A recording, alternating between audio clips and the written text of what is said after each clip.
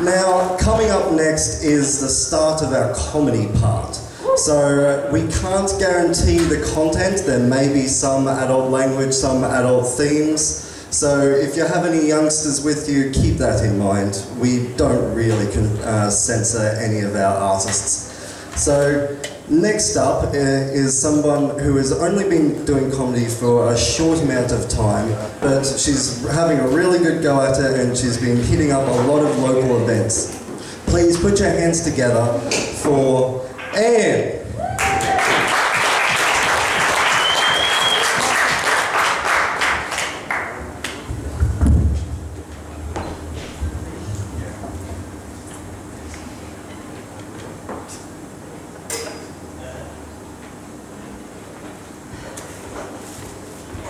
Second time, but the third time apparently you get a roadie, so... Yeah, that's what I tell you.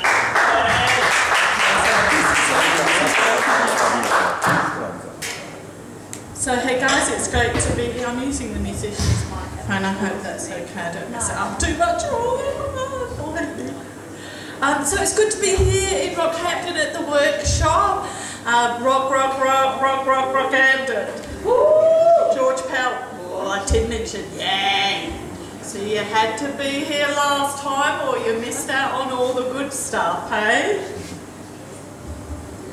So it is 5 weeks. It's 5 weeks since we had the last Allsorts and it's just gone so quickly. They say time goes fast when you're having fun.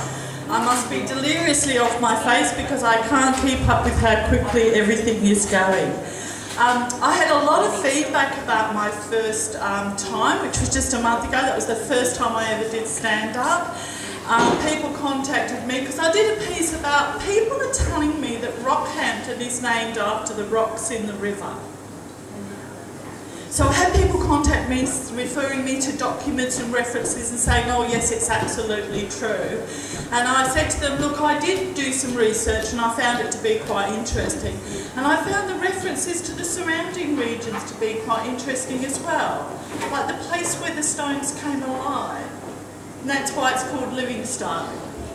Rockhampton, rocks in the river, yeah, give me a break. So it is 5 weeks since we were here. It's the 7th of April today. We're in the first week of April already. And I'm pretty excited that it's the 7th of April today because in 2 days' time, on the 9th of April, it's my birthday. Yay! Happy birthday. Thank you. So I love birthdays. I love everything about birthdays. I think it's really lovely to have a day when people say to you, I'm glad you're alive. Like, that's about the nicest thing anybody's ever going to say to you, is that I'm glad you're alive. But I really associate birthdays with cakes, which is not too unusual because you think birthday cake. But I get very anxious around birthdays and cakes because I grew up Irish Catholic and I grew up Irish Catholic poor. And we had only the very, very basics and my parents struggled to do that. And we never got presents. There was no such thing as getting presents. You never expected them. We didn't even know they existed. But when it was your birthday, they would make sure you had a cake. And even if it meant, you know, neighbours would come by and they'd drop in an egg or half a cup of flour or a little bit of butter or something, they'd do something, the whole neighbourhood would make sure that child had a cake. Sometimes things were really tough and it didn't happen, but they always tried it. But it's left me with a lot of anxiety because no matter how remotely I know somebody, when I hear it's their birthday, I'm like, cake, is there cake? And people are like, calm down. But my family and my loved ones and my colleagues and things, they get phone calls. We just like to thank Aunt Margaret for the cake. And they go, oh, whose birthday is it now? And they go, the guy who fixes the photocopier. But I'm at the age now where people ask me, especially around birthday times, do you have a bucket list? And I say no, but I've got a bucket list. Because I'm at the age in life where I'm done with a whole lot of things.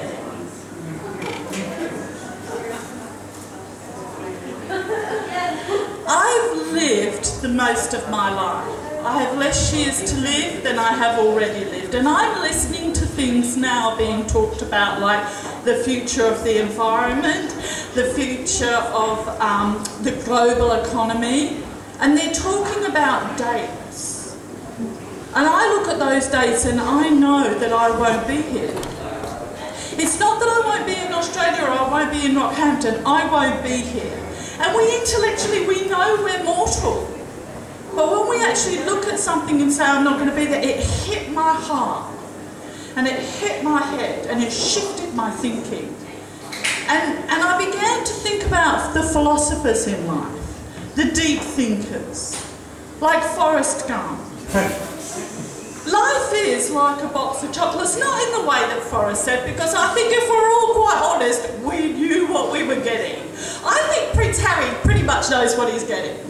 I think if you're a girl that's born in Mumbai in India, you pretty well know what you're getting, and apart from a few variations in between, we know how it's going to be. But I think life is like a box of chocolates in that you're born with this massive big box of chocolates, that huge box of chocolates. So you start off life going, and it's all giving and sharing and us and them and we and everything's like this. And then suddenly the truth kicks in and you get down to your last few chocolates and you all know you did this at Easter, you're hiding those last few chocolates, and that's where the fuck it psychology kicks in, because you think fuck it, they're mine.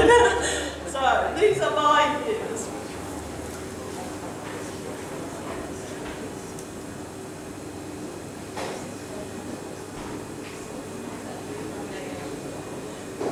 So March was a very busy month. We had a lot going on. A lot happened in March. It was a very busy month. We had International Women's Day. Can I get a yay for the girls? Yay! And we had the council elections.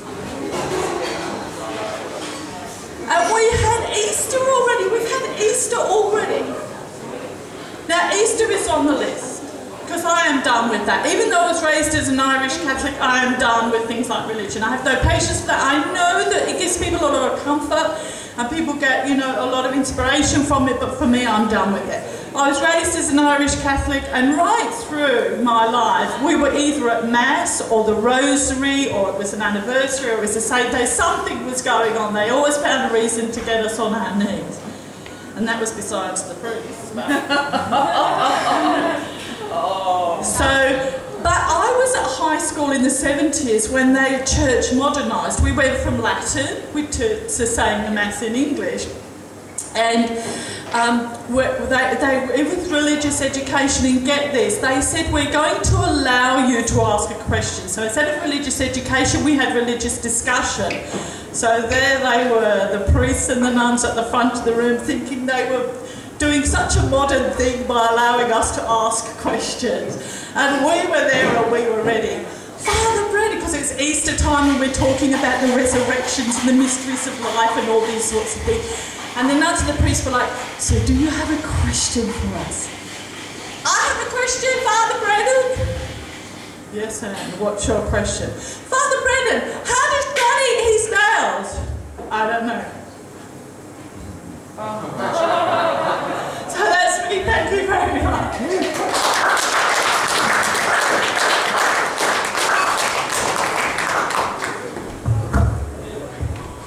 One more time for Anne.